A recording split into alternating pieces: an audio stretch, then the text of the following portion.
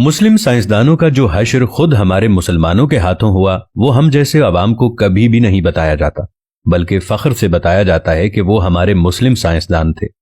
अगरचे इल्म का कोई मजहब नहीं होता, मगर इनमें से 5 साइंसदानों का मुख्तसर अहवाल आपके सामने पेश कर रहे हैं, जिससे आप खुद अंदाजा लगा लें कि इन मुस्लिम साइंसदानों के साथ क्या सलूक हुआ। खुदा न खास्ता अगर मुल्क पाकिस्तान में भी कोई सियासतदान, कोई ऐसा साइंसदान पैदा हो जाता है तो वो भी मेंटली तौर पर खुद को तैयार रखे। पहले नंबर पर जो आता है वो है याकूब अल-कंदी।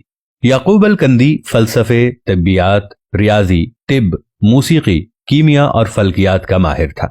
अल-कंदी की फिक्र के मुखालिफ खलीफा को जब इक़्तिदार मिला तो उसने मुल्ला को खुश करने की खातिर अल-कंदी का कुतुबखाना जब्त कर दिया और उसको 60 बरस की उम्र में सरेआम कोड़े मारे गए। हर कोड़े पर अल-कंदी तकलीफ से चीख मारता और तमाशबीन कहकहे लगाते थे। नंबर 2 पे आते हैं इब्ने रुश्द। यूरोप की नशात सानिया में कलीदी किरदार अदा करने वाले उंदलस के मशहूर आलिम इब्ने रुश्द को बेदीन करार देकर उसकी किताबें नजर आतिश कर दी गईं।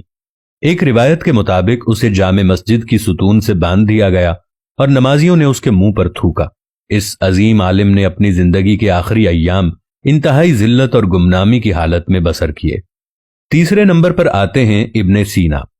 जदीद तिब के बानी इब्ने सीना को भी गुमराही का मुर्तकिब और मुर्तद करार दिया गया। मुख्तलिफ मुस्लिम हुक्मरान उसके ताक़ुब में रहे और वो जान बचाकर फिरता रहा। उसने अपनी वो किताब जो 600 साल तक मशरिक और मगरिब की यूनिवर्सिटियों में पढ़ाई गई, यानी अल कानून फी तिब, उन्होंने हालत रूपोशी में लिखी थी।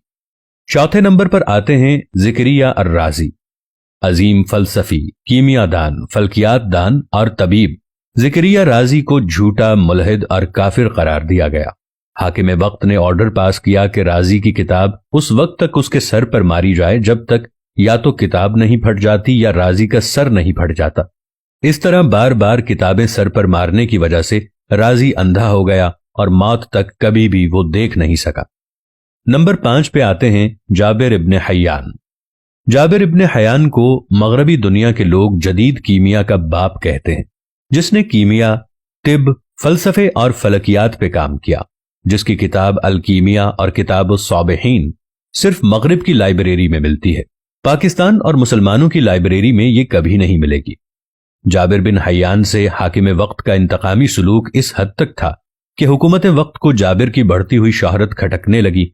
चुनाचे जाबिर का खुरासान में रहना मुश्किल हो गया और उसकी वालिदा को कोड़े मार मार कर शहीद कर दिया गया। जाबिर अपनी किताबें और लेबॉर्टरी का मुख्तसर सामान समेटकर इराक के शहर बसरा चला गया। हमारे मुसलमान हुक्मरानों ने इन अजीम साइंसदानों का ये हाल किया और मौजूदा दौर में इस बात पर गौर करना चाहिए कि अगर कोई काबिल इंसान हो तो मुआशरा और हुकूमत उसके साथ क्या सलूक करे। और डॉक्टर अब्दुल कदीर खान के बारे में तो आप जानते ही होंगे। उनके साथ बहसीयत कौम हमने क्या किया, कैसा सलूक किया, उन्हें क्या सिला दिया।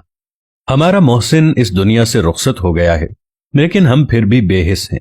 हम अपने मोहसिनों का वो हशर करते हैं कि इसके बाद दूसरा उठने वाला सर इतनी हिम्मत नहीं करता कि वो इस कौम के ऊपर, इस मुल्क के ऊपर कोई एहसान कर सके। आपकी इस बारे में क्या राय है, नीचे कमेंट्स में जरूर बताइएगा। मिलेंगे एक नई वीडियो के साथ, तब तक के लिए अल्लाह निगहबान।